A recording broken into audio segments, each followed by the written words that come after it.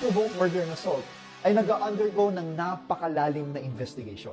At kung napatunayan under investigation na ang taong napatay o na-murder ay hindi siya mismo ang nag-initiate or nagsimula o naging dahilan ng pagpatay dun sa taong yun, then i-cover ito ng ating SEALPRO.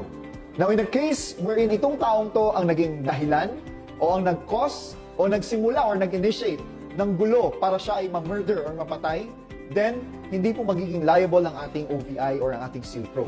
Hindi po yun i-cover ng ating SEALPRO. For example, merong gulo at yung taong covered ng ating SEALPRO ay umawat lamang at napatay.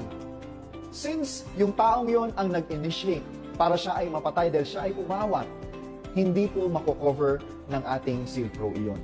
Again, uulitin ko, lahat po ay under investigation. As long as mapatunayan na hindi yung taong yun ang nagsimula ng gulo para siya ay ma-murder, then our SEALPRO will cover everything under unprovoked murder and assault. Once again, I'm your OVI Master, Christian.